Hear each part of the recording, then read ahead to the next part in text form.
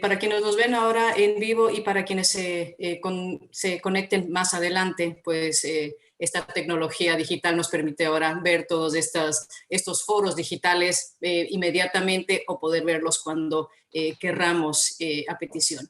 Vamos a iniciar un diálogo sobre el equipo especial de seguimiento que acompañó a la investigación de los periodistas, de los 3 periodistas ecuatorianos que fueron asesinados hace 2 años en la frontera ecuatoriano-colombiana, en una especie de homenaje y de seguimiento cuando se cumplen 2 años de su secuestro por parte de un grupo disidente de las FARC, el secuestro de Javier Ortega, Paul Rivas y Efraín Segarra de El Comercio.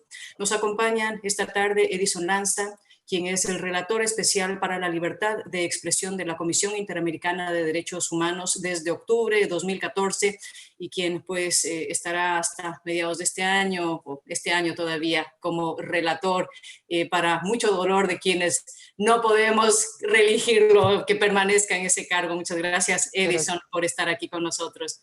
También está Luz Adriana Camargo, quien fue miembro del equipo de seguimiento especial de la Relatoría de la Libertad de Expresión de la CIDH, en este caso especial, en esta investigación especial del asesinato de los periodistas ecuatorianos. Ella es abogada penalista, experta en detección y desarticulación de redes de crimen organizado.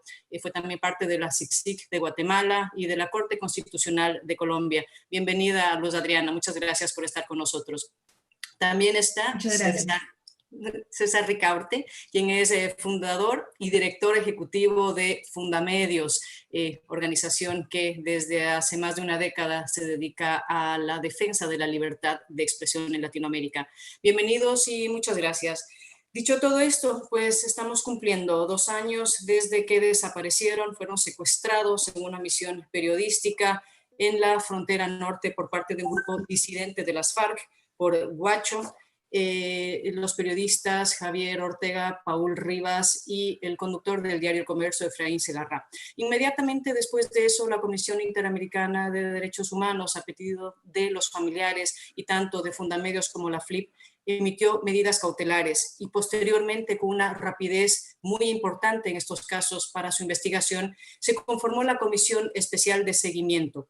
¿Por qué esta comisión especial fue tan importante, fue tan especial, fue un mecanismo diferente y por primera vez se realizaba un seguimiento prácticamente en vivo de las investigaciones? Edison, tal vez si nos puedes comentar.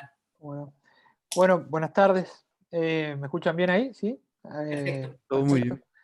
Bueno, buenas tardes a todas, a todos, y también un momento para un recuerdo muy especial de Paul, de Efraín y de Javier, en estos 2 años de lamentable, digamos, deceso y abominable crimen del cual fueron objeto, ¿no? Y también para sus familiares, ¿no? Para todos sus familiares que justamente han sido también tan importantes en esto que estamos hablando hoy, por qué se creó un mecanismo especial de seguimiento. Y entonces déjenme, me parece que, digamos, como legado también de la lucha de los familiares y de lo que de toda la consternación y digamos, cómo sacudió la conciencia de periodistas, de organizaciones de la sociedad civil, este episodio, creo que parte del legado fue este mecanismo, el resultado que tuvo y la metodología que yo creo que va a ser un antes y un después para el futuro, cuando, ojalá que no, pero cuando se produzca en la región algún caso que digamos, pueda ser comparable en cuanto a la magnitud y a todo lo que implicó el caso de los periodistas del equipo del Comercio, ¿no? Entonces, en primer lugar, decirles que estamos ante crímenes, digamos, que justamente sacuden la conciencia de los pueblos, de las sociedades y de las democracias y de quienes queremos sostener el sistema democrático como un sistema, digamos, basado en libertades fundamentales. El caso de los periodistas que hoy homenajeamos es uno de ellos, pero no era el único, por supuesto, en una región marcada por las graves violaciones a los derechos humanos. Entonces, hay una búsqueda, yo diría, en el derecho internacional por mecanismos digamos, de seguimiento de las investigaciones a nivel nacional que sean compatibles con los marcos jurídicos que tenemos disponibles a nivel del derecho internacional. ¿Por qué? Porque si uno mira la Convención Americana, el reglamento de la Comisión Interamericana, la Carta de la OEA, fue concebido hace 60 años, y luego la Convención, bueno, en la década del 70 prácticamente, como mecanismos subsidiarios a los mecanismos jurisdiccionales nacionales o de acceso a la justicia nacional.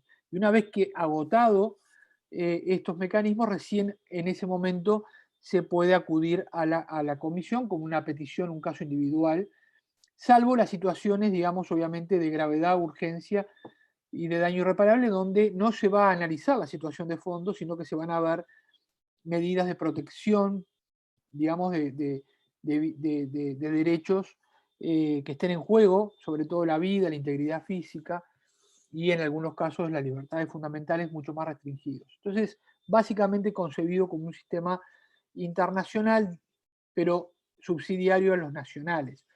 Pero a partir de algunos casos en esta década, en esta última década, donde América Latina y la propia Comisión se plantea y las organizaciones de la sociedad civil, las víctimas, los familiares se plantean, no podemos asistir impávidos, sin poder hacer nada, a gravísimas violaciones a los derechos humanos, a masacres, y poder reaccionar luego o tener justicia internacional 10 o 12 años después.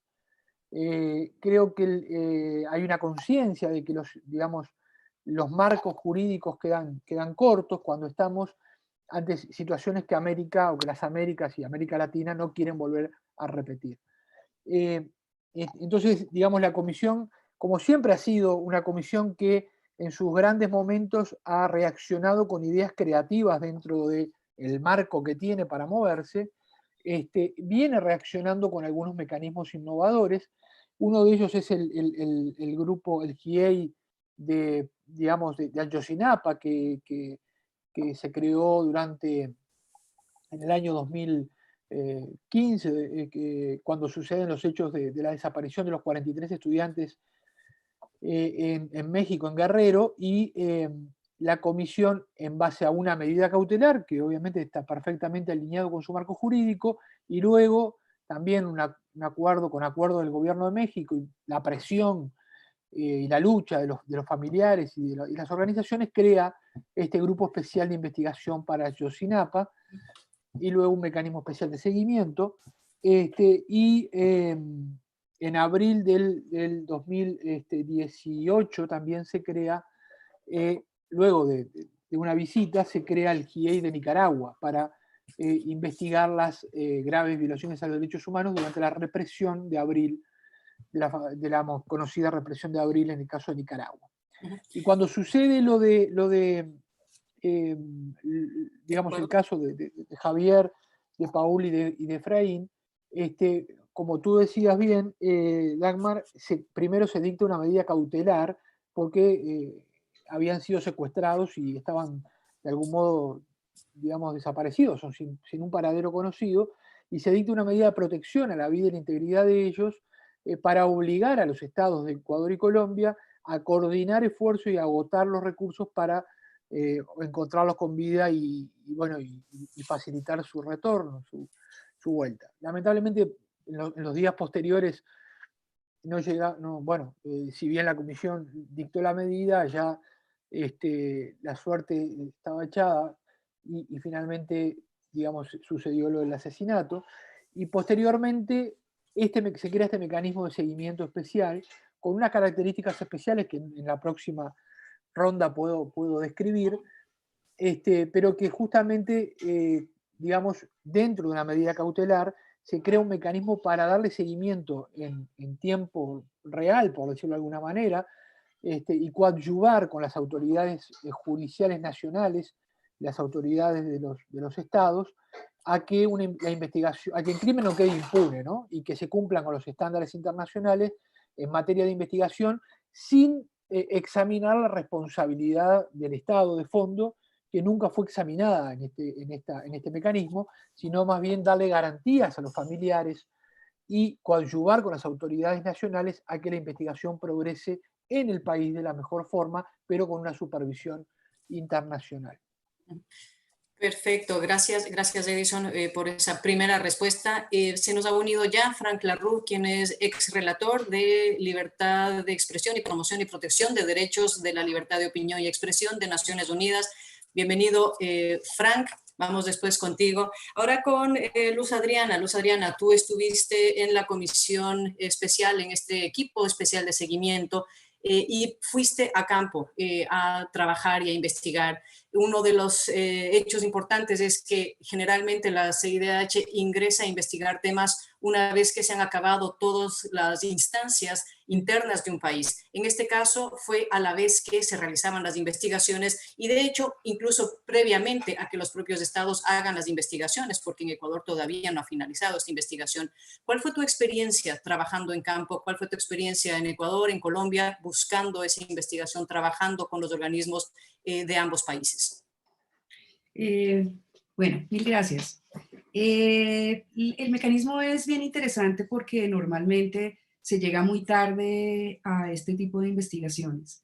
Nosotros empezamos con una serie de visitas oficiales a Ecuador que se mostró muy abierto en el suministro de información en un principio y eso nos permitió recopilar básicamente la información que tenía el Estado de cómo se manejó el secuestro antes de que el secuestro mismo sucediera, durante el secuestro y luego con el desenlace fatal que se presentó. En Ecuador básicamente nos concentramos en trabajar con las autoridades que participaron en el manejo de la crisis y también exploramos un poco cómo era la situación en terreno antes del secuestro de los chicos, qué estaba pasando en Mataje, cómo era que funcionaba este grupo de disidencias de las FARC entre Colombia y Venezuela, cómo penetraba la frontera, qué otros hechos delictivos se le atribuían. Encontramos que el grupo operaba de una forma muy parecida tanto en Colombia como en Venezuela y que en realidad se trataba de una red que estaba integrada en su mayoría por personas colombianas, pero que también tenía una red de apoyo ecuatoriana y que gravitaba en torno al negocio del narcotráfico y de mantener las rutas del narcotráfico, que viene siendo un elemento muy interesante porque de alguna manera el ES ha insistido en la necesidad de no hacer un abordaje de esta investigación desde la perspectiva del secuestro mismo, del momento en que se da la retención o que se trasladan a los chicos hasta Colombia o que finalmente se les asesina, sino que hay que ponerlo en un contexto mucho más amplio de esta violencia que se vive en esa región. Y también hay que dar una mirada panorámica que nos muestre qué pasaba antes, qué medidas de protección se tomaron, si fueron efectivas, porque de alguna manera, además del derecho que le asiste a las víctimas y a la sociedad a conocer la verdad de lo sucedido, a que los hechos no queden en la impunidad, a que haya reparación y que haya garantía de no repetición, también hay una posibilidad de aprender de la situación. Y creo que una investigación a tiempo y efectiva puede permitir esas variables de aprender de esta situación para mejorar protocolos de seguridad, para ver qué está pasando hoy día en terreno, que creo que es la gran oportunidad de ir trabajando muy de la mano de la investigación que va formando cada fiscalía de cada país. ¿Tuvieron facilidades por parte de los estados para acceder a información? ¿Tuvieron toda esa facilidad? ¿Cómo lograron hacer su trabajo? La información con las visitas oficiales que se hizo con la comisión fueron muy fructíferas, se hicieron básicamente aparte de las autoridades, se hicieron con los familiares de la víctima, con el gremio periodístico que nos sirvió muchísimo, porque el gremio periodístico tiene una cantidad de información impresionante y ha manejado, no ha dejado morir este caso y ha seguido investigaciones y ha hecho grupos y eso también nos ayudó muchísimo. En lo judicial, en lo que tiene que ver con el manejo de las investigaciones dentro de la Fiscalía o de las Fiscalías de Colombia y de Ecuador, la situación fue un poco más complicada. Ellos siempre tuvieron un recelo en cuanto a hacernos partícipes de la información que iban recaudando dentro de sus investigaciones. Ecuador nos permitió una revisión in situ, que fue muy complicada porque implicó trabajar desde Ecuador y revisar los expedientes desde Ecuador. Colombia, en cambio, no permitió una revisión de los expedientes, solo nos remitió algunos informes. La ventaja que tuvimos en el caso colombiano es que como ya habían avanzado hacia unas imputaciones, pudimos conocer una información judicial que es pública y que nos permitió entender cuál era la línea de trabajo que manejaba Colombia. No fue tan fácil el acceso a la información en ese sentido. Sin embargo, yo creo que hay una gran cantidad de información que se pudo integrar, porque hay información en el Ministerio de Defensa de cada país, hay información en la policía de cada país, hay información en los ministerios de gobierno de cada país sobre la situación que se presentaba con este grupo, sobre detalles del secuestro mismo. Entonces, esa articulación también es bien importante porque normalmente en las investigaciones penales, cuando se manejan como caso a caso, la investigación empieza con un secuestro y se queda ahí y no mira un poco el panorama un poco más amplio que le puede brindar elementos mucho más certeros para llegar a una reconstrucción más completa de lo que pasó y para tener claro como cuáles son las líneas de investigación que habría que seguir. Yo creo que eso fue como básicamente nuestra experiencia en el acompañamiento. Me gustaría complementar lo que Luz, bueno, de algún modo expresaba y nos ilustraba sobre el trabajo y sus complejidades. Porque me parece bien importante para quienes nos puedan estar escuchando que no, digamos, no conocen la dinámica de algo que también fue novedoso, ¿no? Y es decir, cuando uno quiere hacer un buen trabajo de acompañamiento, una investigación a nivel nacional con un mecanismo internacional, sin duda que necesita recursos, financiamiento, buenos recursos humanos y disponibilidad de tiempo, ¿no? Para hacer esto, y colaboración, cooperación de los estados. Y creo que de alguna manera esto es bien complicado, todos sabemos hacerlo entre estados y organismos internacionales, y esto se logró en tiempo récord, lo pusimos a funcionar en un mes y medio o dos. Ecuador, hay que decirlo claramente, el Estado ecuatoriano aportó el financiamiento para crear un equipo especial. La relatoría y la comisión gestionaron internacionalmente esto que, digamos, alojaron y de algún modo esta figura jurídica la gestionamos, y luego les echó a andar, ¿no? Es decir, Luz fue la analista que justamente la comisión decidió que acompañara y nos brindara su expertise en investigaciones sobre crimen organizado y acceso a la justicia de las víctimas, pero también tuvimos un colega, Carlos Elguera de Perú, y y el equipo de la relatoría y del equipo de protección de medidas cautelares que nos acompañó. ¿Por qué digo esto? Porque más allá de lo formal, y es que se lograron hacer muchas cosas en 6 meses, 7 meses de funcionamiento del grupo, como por ejemplo las visitas que mencionaba recién, no voy a reiterar, Luz Adriana, donde además de entrevistarnos con las autoridades judiciales, teníamos varios días de entrevistas con los ministerios de defensa, con las autoridades que habían participado de las operaciones, con testigos, con la prensa, con la sociedad civil, o sea, fue muy, muy profundo en ese sentido.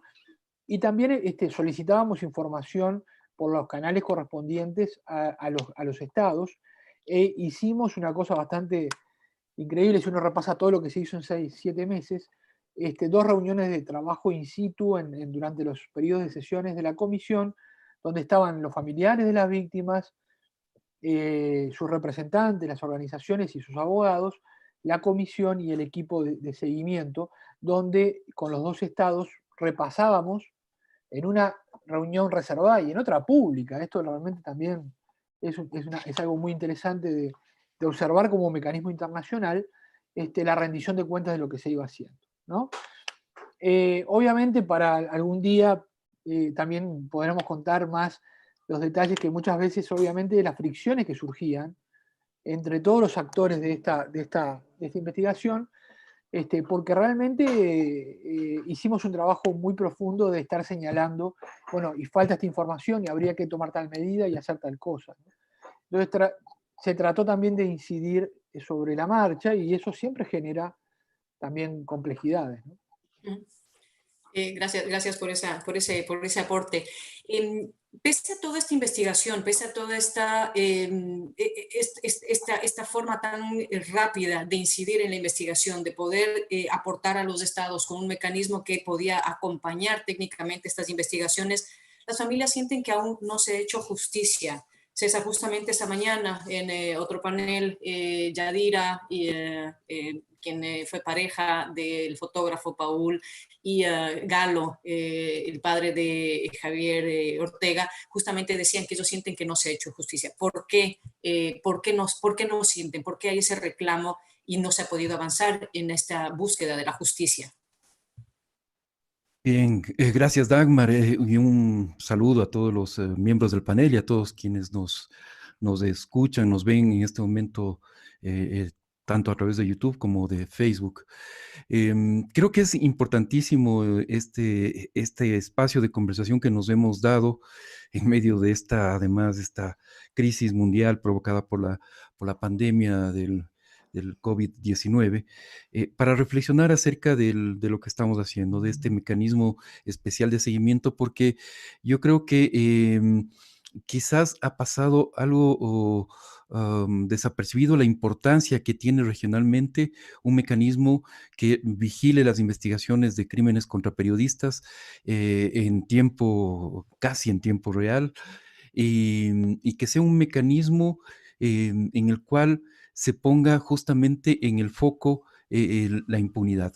El grave problema, y esto lo saben perfectamente Edison, Frank, Luz Adriana, el grave problema de los crímenes contra periodistas en nuestra región es la impunidad que subsiste en el 99 de cada 10 casos. Se da ese escenario de impunidad. En este caso, se ha tratado de poner bajo la luz ese círculo de impunidad. No se la ha roto, y en eso, Dagmar, comienzo a contestar la pregunta que me hacías. No se ha roto porque evidentemente los familiares sienten que no existe todavía em, ese escenario de verdad, de justicia y de reparación. Pese a que en Colombia, Luz Ariana lo señalaba, se ha avanzado muchísimo más rápido en las investigaciones fiscales. De hecho, bueno, Huacho ya fue eliminado en un operativo del ejército. Gran parte del frente Oliver Sinisterra, que fueron los autores materiales del crimen, ha sido desarticulado, ¿no es cierto? Sin embargo, la sensación es que en este lado de la frontera, en el Ecuador, las investigaciones no han avanzado. Se maneja una teoría del caso por parte de los distintos fiscales que han pasado por el caso, que también ha sido eso desastroso ver cómo ha ido de mano en mano.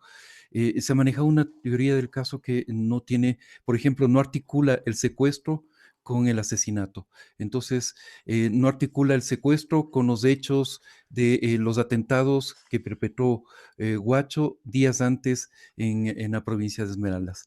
Entonces, se quiere aislar el secuestro, y ahí incluso el secuestro han llegado a señalar algunas autoridades. Edison señalaba las discrepancias y cruces que hemos tenido con las autoridades, y yo puedo decir claramente, porque fue público, o sea, para mí fue doloroso la actitud de las autoridades ecuatorianas en audiencia pública que tuvimos en Washington, ¿no es cierto? Con las víctimas, las familias salieron llorando de la absoluta falta de empatía y de humanidad de las autoridades que actuaron en esa audiencia, porque básicamente el mensaje que nos presentaban las autoridades ecuatorianas era, bueno, el Estado ecuatoriano no tiene ninguna responsabilidad. La responsabilidad fue de los propios periodistas por ir a buscar una entrevista con Huacho, del periódico por haber mandado a los periodistas a una zona de peligro. Y finalmente, esto es lo que plantearon las autoridades ecuatorianas, ni siquiera el secuestro estamos seguros de que pasó en el Ecuador. Es muy posible que haya sucedido en Colombia y por lo tanto este no es nuestro problema.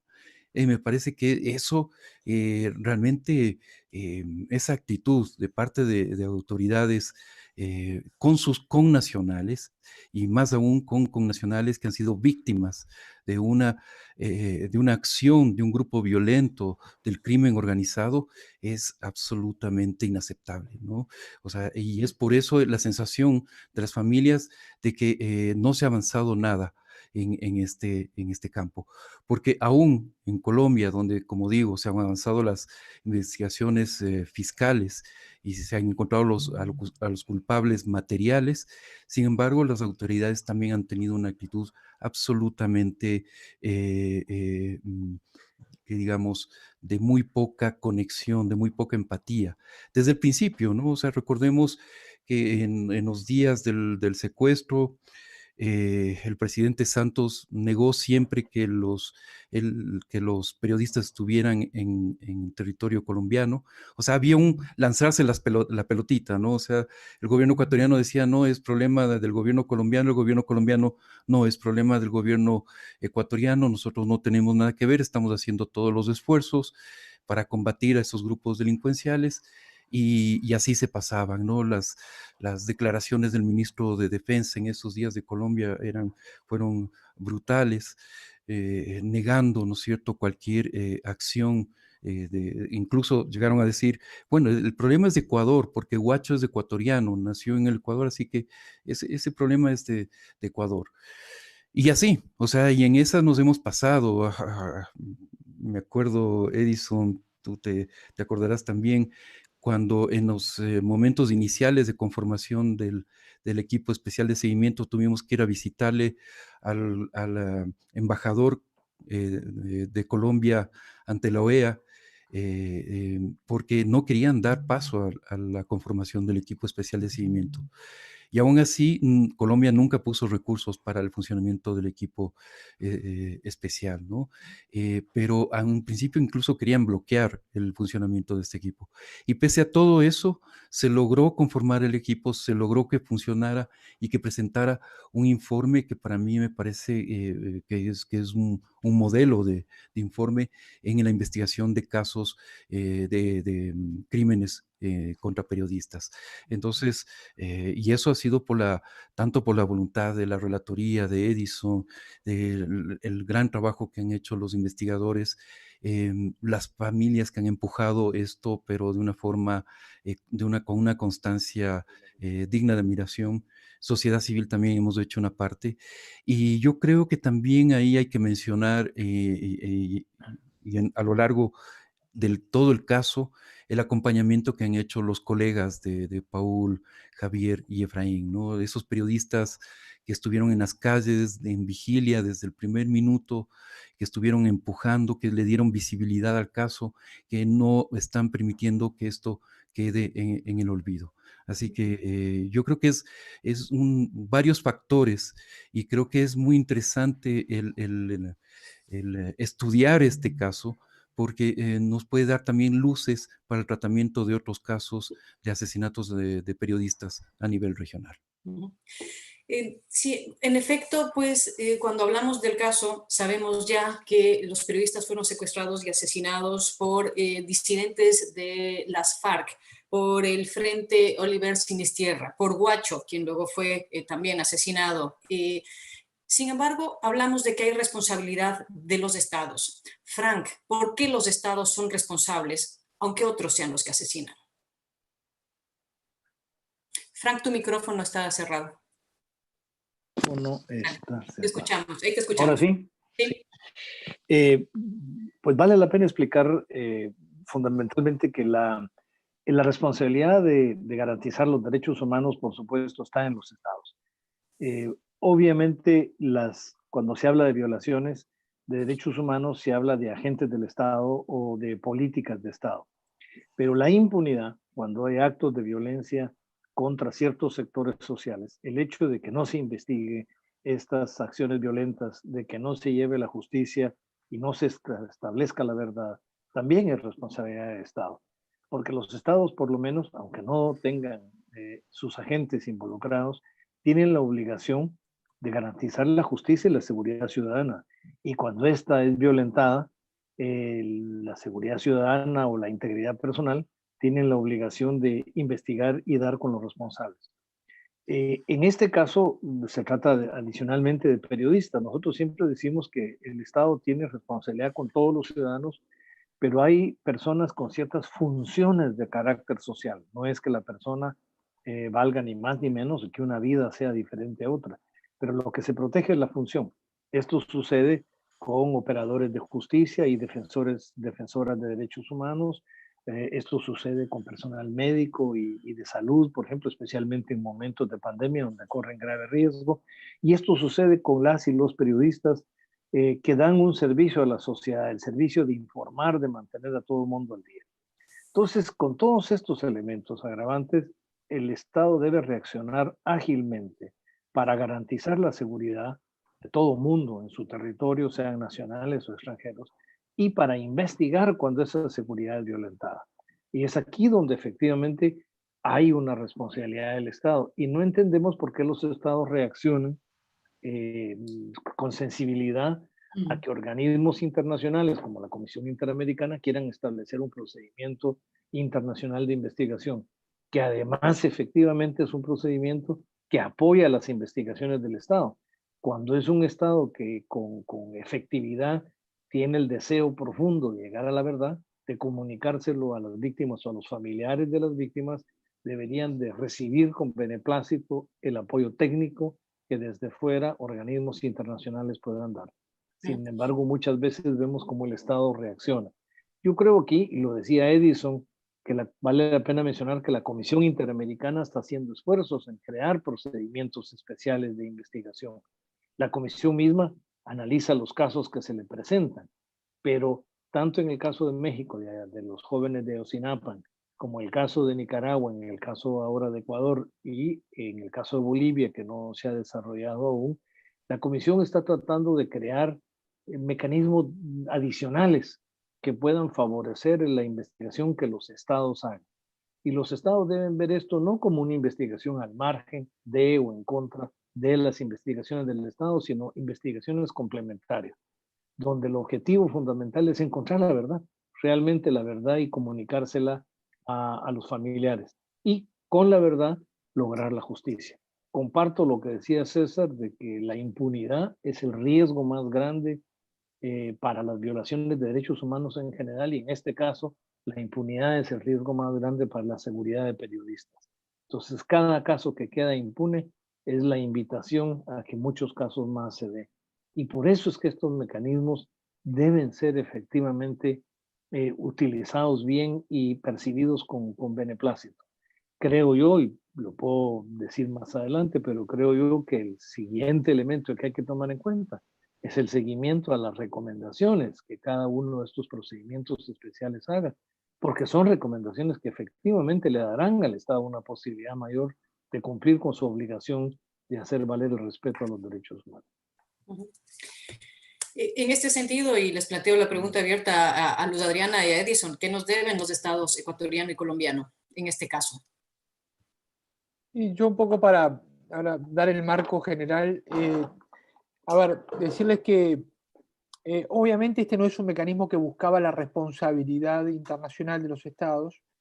Expresamente se excluyó del acuerdo y de una resolución que dictó la Comisión Interamericana cuando creó este mecanismo, porque es un mecanismo distinto al justamente al mecanismo o a la facultad que tiene la Comisión de, digamos, examinar situaciones o violaciones de los estados a la Convención Americana de Derechos Humanos, a la Declaración Americana, cuando hay una víctima que, digamos, que entiende que no tuvo respuesta en su estado, o los familiares de las víctimas. En esto creo que hay que esperar a que justamente termine de actuar la justicia en Ecuador y en Colombia, y serán los familiares y bueno, obviamente sus representantes los que juzguen si eventualmente tiene que haber además un juicio de responsabilidad internacional, ¿no? Entonces, lo que hicimos, y creo que es muy interesante también como antecedente, es establecer cuáles eran los mandatos específicos de este grupo de seguimiento. Entonces, uno era darle acompañamiento a las víctimas en el acceso a la información sobre la investigación. Lo segundo tenía que ver con hacer recomendaciones a los estados sobre la marcha de la investigación, y lo tercero, examinar la situación de seguridad de periodistas, dado que evidentemente hubo un problema allí de prevención y de protección a periodistas, y hacer recomendaciones respecto a las medidas que debían adoptar los estados. Estas eran básicamente los mandatos expresos que se acordaron, ¿no? Y el informe final, me gustaría también destacarlo, fue trabajado como para que fuera en sí mismo una manera de respuesta y de reparación a las víctimas y a los familiares, porque tratamos, digamos, dentro de esa facultad de acceder a la información, presentar los hechos de manera integral, comprensiva, y no como un asesinato aislado, sino, digamos, dentro de un contexto de una serie de acciones de un grupo del crimen organizado que se había desprendido de un acuerdo de paz que estaba en marcha en Colombia, de unas medidas que había tomado Colombia y también la policía de Ecuador, etcétera. Bueno, no voy a referirlo en su totalidad, pero creo que si se lee se puede encontrar un hilo conductor en ese sentido, y creo que los familiares lo han dicho públicamente. Para ellos ha sido reconfortante que la Comisión Interamericana les pueda ofrecer una visión bastante integral que tiene que ser complementada por las investigaciones. Y lo segundo es que las investigaciones aún están en marcha. Lo interesante que tiene el mecanismo es que yo creo que si se adoptan las recomendaciones, estamos a tiempo de hacer algo muy importante en la región, y es que los propios estados puedan dar respuesta completa, explicar en forma completa lo que pasó, y eventualmente analizar todas las responsabilidades en torno a este crimen, ¿no? Es decir, no lo hicimos para cumplir, lo hicimos para que los estados en estos meses siguientes al informe rectifiquen lo que han hecho mal, aumenten las investigaciones, diligencien las pruebas que no han diligenciado, y eso les permitirá tener un resultado más comprensivo, ¿no? Tal vez me permitiría preguntar si acaso no incorporar las recomendaciones ni el informe como tal dentro de sus investigaciones podría ser una deuda. Yo chiquito, nada más, antes de darle paso a Luz Adriana, decirles que la Comisión en los últimos años ha estado muy consciente también de una falencia que estamos tratando de resolver, y es la de dar seguimiento a las recomendaciones que hacemos. Y esto es una construcción histórica, porque tal vez hace 20 años era muy difícil, la Comisión no tenía ni siquiera la capacidad muchas veces de decir, bueno, hago una recomendación en este instrumento y le doy seguimiento. Pero la verdad es que en los últimos años ha mejorado esa capacidad. Por ejemplo, hicimos una visita a Ecuador, una serie de recomendaciones, y luego le damos seguimiento a nuestro informe anual, etcétera, ¿no? Y la Comisión, un poco a titular, está discutiendo justamente en este momento, un poco, a veces nos retrasamos un tanto por esta crisis del COVID, pero sí está discutiendo qué clase de seguimiento le va a dar a las recomendaciones del equipo de seguimiento, y no dejarlo ahí como un mero testimonio, ¿no? Adriana, si se podría volver a establecer las condiciones en las cuales debería trabajar esta comisión, este equipo especial de seguimiento, ¿qué se cambiaría? ¿Qué sugerirías? Frank mencionaba algo que es muy interesante, y es que para los estados es difícil interactuar con un equipo de seguimiento. Los estados se sienten de alguna forma atacados con la labor que se hace, lo cual es complicado para desarrollar el trabajo y negativo para efectos de que se entienda qué es lo que se quiere con un informe de esta naturaleza. El trabajo de articulación con los estados, yo creo que habría que repensarlo en términos del producto que se entrega. El Ecuador particularmente, en las observaciones que nos hizo al informe, se quejaba un poco de no haber tenido asesoría. Entonces decía, el equipo de seguimiento no nos asesoró. Y yo reflexionaba en torno a eso, y pensaba un poco que tal vez quienes dirigen la investigación pudiesen entender qué es el informe, esa herramienta que escogimos para la asesoría. el equipo de seguimiento tiene que tener unos tiempos de recolección y análisis de información y tiene que tener otros tiempos de procesamiento y de entrega de un producto, en este caso el informe, para que las autoridades que dirigen la investigación puedan acceder a otros datos que seguramente no han incorporado a sus investigaciones. Ese ejercicio de articulación yo creo que es muy importante y habría que repensarlo en el futuro. También creo que, y esto no es un tema de Ecuador o de Colombia, sino en general de la región, la forma en que las investigaciones se dirigen desde los ministerios públicos tiende a simplificar la materia de investigación. Y esto implica que una gran cantidad de información y de datos relevantes quedan por fuera de las investigaciones penales. Y esa cantidad de información es muy importante a la hora de construir la verdad de lo sucedido y a la hora de identificar cuáles son las líneas de investigación que debieran seguirse. En el trabajo que hicimos en el ESE, pretendíamos darle esa facilidad a los ministerios públicos de los dos países, incorporar esta información que yo les comentaba al principio, que se hallaba dispersa entre varias entidades y que normalmente no llega a los procesos penales increíblemente.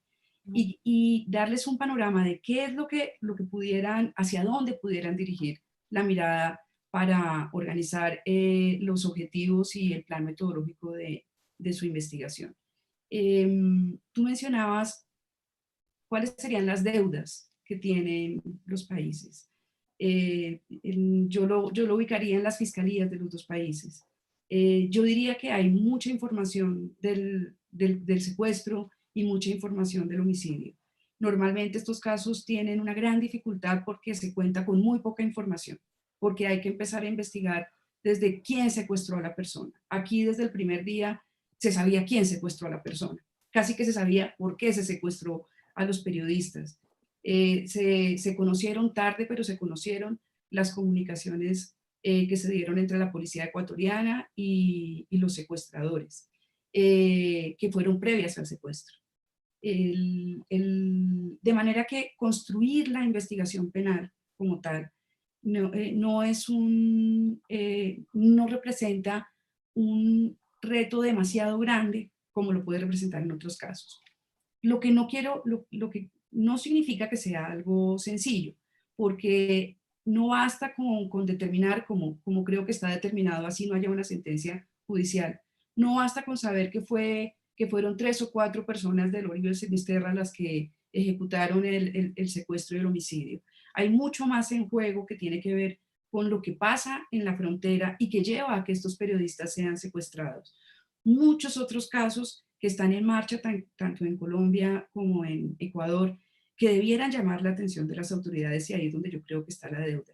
Yo esta mañana escuché el foro que se hizo sobre memoria y escuchaba con mucho dolor a Yadira cuando ella decía que el tiempo que está pasando es un tiempo que va a dificultar que podamos reconstruir qué pasó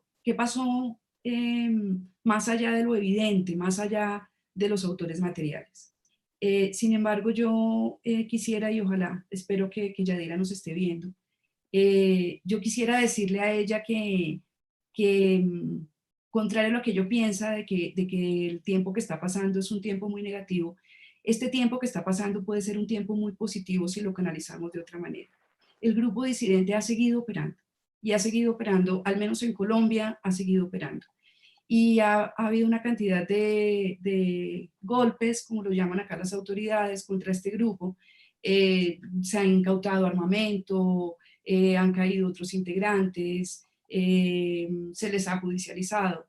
Y hay una labor muy importante por hacer, que es una labor de análisis y cruce de información.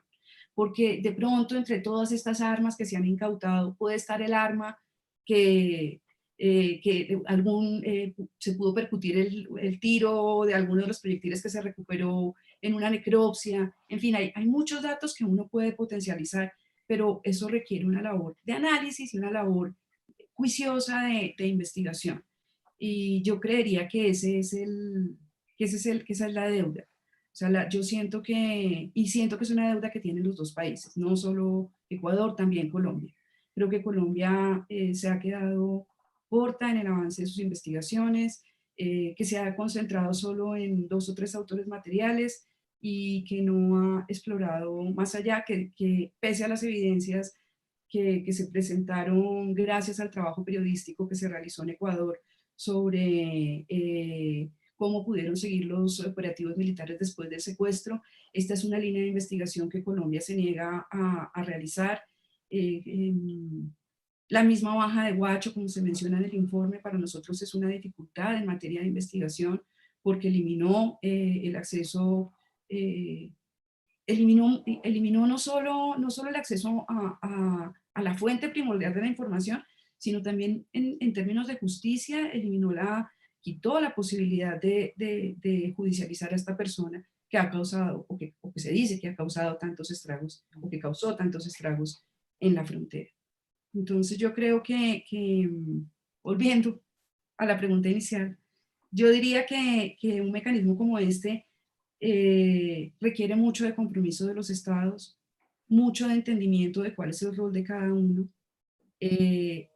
y tiene que nutrirse no solo de la información oficial, sino de la información que circula y que trabajan organizaciones sociales, el gremio periodístico. Por lo menos para nosotros en este caso fue fundamental las investigaciones de los muchachos de Frontera Cautiva, la investigación de Arturo Torres.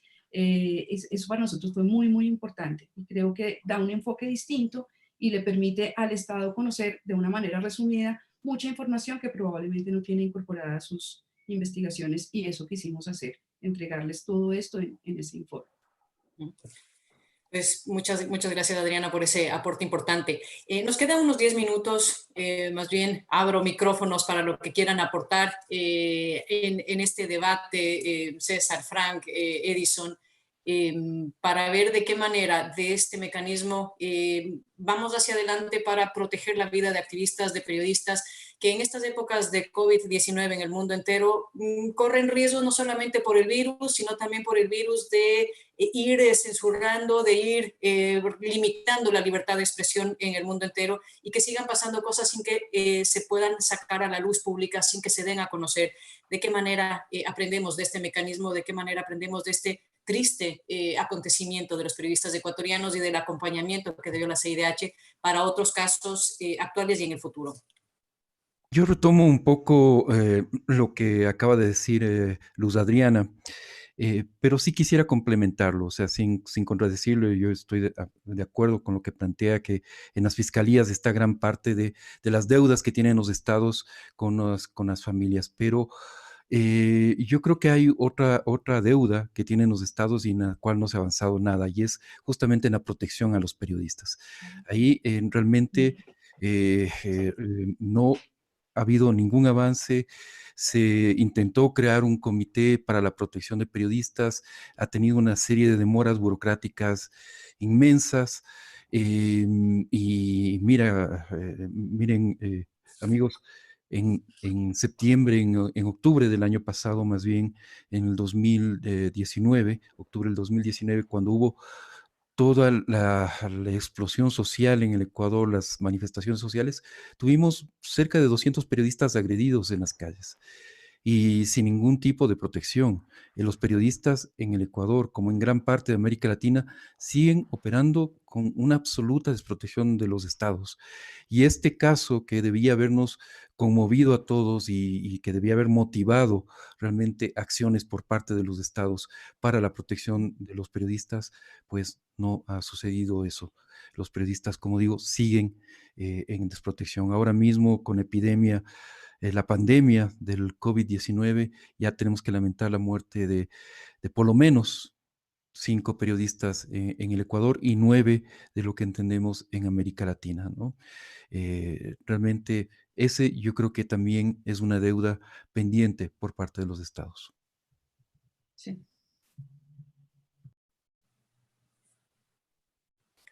Parece importante que estos mecanismos deben ser vistos primero por los estados como un apoyo y no como un elemento de confrontación. Los estados siempre tienen temor de que alguien haga una investigación y que llegue a resultados distintos. Si eso es así, lo que está haciendo es fortaleciendo en todo caso a sus fiscalías, porque si hay la aspiración real de llegar a la verdad y aplicar la justicia, esto debería satisfacer a los estados. Entonces yo diría que estos mecanismos tienen grandes valores que todos debemos de reconocer, unos que son mecanismos independientes y por consiguiente no están sujetos a presiones ni a intereses políticos ni económicos de ninguna naturaleza y pueden tener así un trabajo realmente serio, profesional. Pero lo segundo, y esto lo mencionó Adriana, es que tienen un enfoque de derechos humanos, no únicamente penal. O sea, por supuesto que abarcan todo el tema penal, porque las violaciones de derechos humanos se convierten también en delito. Pero cuando digo que son investigaciones desde la perspectiva de los derechos humanos, es que tienen una perspectiva mucho más amplia. Efectivamente, donde el contexto importa, donde las políticas de Estado inciden, donde las tradiciones y costumbres en un lugar inciden. Entonces, me parece a mí que una investigación de esta envergadura da muchísimo más que el encontrar únicamente a los autores directos, sino da todo el contexto y el contorno de lo que fueron estos hechos para tener políticas de prevención. Esto en cuanto a los mecanismos. Y en segundo lugar, en cuanto a la protección de periodistas, como decía César, me parece a mí que hay primero una obligación de crear un mecanismo independiente en cada país. Es decir, en Colombia existe uno, pero no en otros países y creo que es importantísimo tener un mecanismo de seguridad y protección de periodistas y este debería ser uno de los elementos. Creo que el desafío de esta pandemia del COVID-19 va a ser precisamente que lo que implica el centralizar la autoridad para resolver el problema y tomar decisiones y el problema de salud no implique al mismo tiempo una autoridad que quiera aplicar censura y cierre. Los estados de excepción por razones de salud no implican el violentar la libertad de expresión, ni el debate público, ni la libertad de opinión. Efectivamente es el momento en que más debemos de fortalecer estas libertades democráticas para poder enfrentar la pandemia y resolverlo democráticamente. Y yo finalmente, digamos, comparto lo que han dicho todos mis colegas en cuanto a las deudas que tienen los estados, en cuanto, digamos, a la protección, seguridad y protección de periodistas, creo que ahí, en los dos temas que han abordado, están las claves, o sea, prevención, protección y lucha contra la impunidad, ¿no?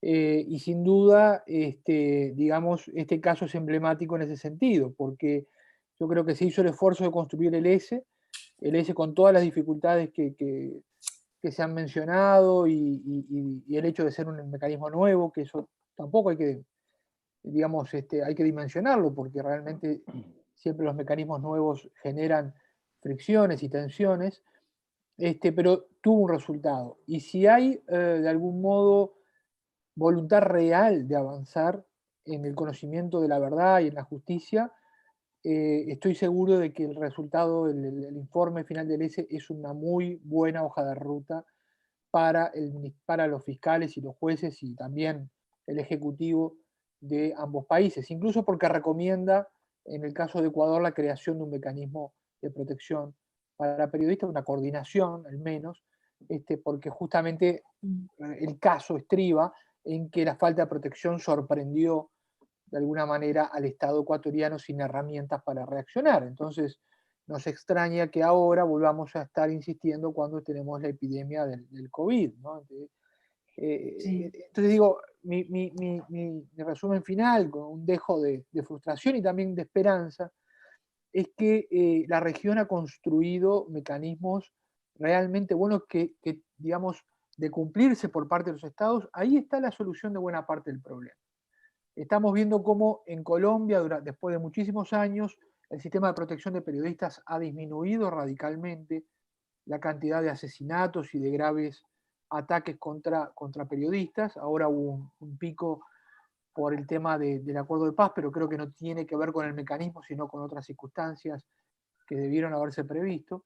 Estamos viendo cómo después de 20 años de muy duras asesinatos de periodistas en México y de impunidad absoluta, se creó una fiscalía especializada y la fiscalía especializada con alguien comprometido a cargo está recientemente aclarando y identificando a los culpables de los casos los asesinatos de Miroslava Bridge y de Javier Valdés. Estamos viendo cómo los mecanismos de protección, cuando tienen independencia y están a cargo de personal idóneo, reducen estas situaciones, incluso hasta en Honduras, donde la situación es muy precaria, el mecanismo mal que bien ha funcionado. Entonces, quiero decir, los instrumentos están, y este nuevo instrumento que es el ESE, creo que se suma a ese arsenal. Lo que pasa es que muchas veces realmente uno duda de que realmente los estados tengan una voluntad real de avanzar en el largo plazo en la lucha contra la impunidad, en la protección de quienes controlan el ejercicio del poder, que son los periodistas, o que van para atrás y para adelante, o que cambian los gobiernos y no cumplen con esto, ¿no? Entonces ese creo que es un debe que tiene la región estructural, ¿no? Y que no tenemos que achacarlo a los instrumentos. Y por último, decir una cosita muy breve, me parece que mi esperanza es que este mecanismo, del cual acá prácticamente todos hemos sido protagonistas, y obviamente los familiares, que fue muy duro, que generó todas estas fricciones que ustedes mencionaron, pero que finalmente funcionó, tengo la esperanza de que con los años se convierta en un estándar que se utilice para otros casos que conmuevan las conciencias como este. Y recuerdo que también hace 20, 25 años, cuando la comisión prácticamente no llevaba casos a la corte, bueno, había fricciones cuando la comisión decidía llevar un estado ante la corte, y hoy es algo mucho más habitual y que todos aceptamos como parte de las reglas de juego. Entonces, ojalá que digamos, los que pasamos por el lindo trabajo, digamos, de llevar adelante el ESE, dentro de algunos años podamos ver que se utiliza este modelo para otros casos de urgencia, ¿no? Pues muchísimas gracias. Creo que ese es un mensaje final muy importante, un homenaje a Javier, Paul y Efraín, pero también un homenaje a los 26 periodistas que fueron asesinados el año pasado y a los 9 periodistas que han sido asesinados ya este año por ejercer su trabajo. Como decía Yadira esta mañana en el otro foro, los periodistas no buscamos el heroísmo, no buscamos morir, buscamos que nos garanticen el derecho a ejercer nuestro trabajo y de esta manera además poder informar a las sociedades. Así que ojalá este mecanismo no se necesite tan a menudo, ojalá más bien los periodistas puedan ejercer su trabajo e informar en libertad. Muchas gracias por acompañarnos, Luz Adriana, Edison, César y Frank. Gracias. Buena tarde.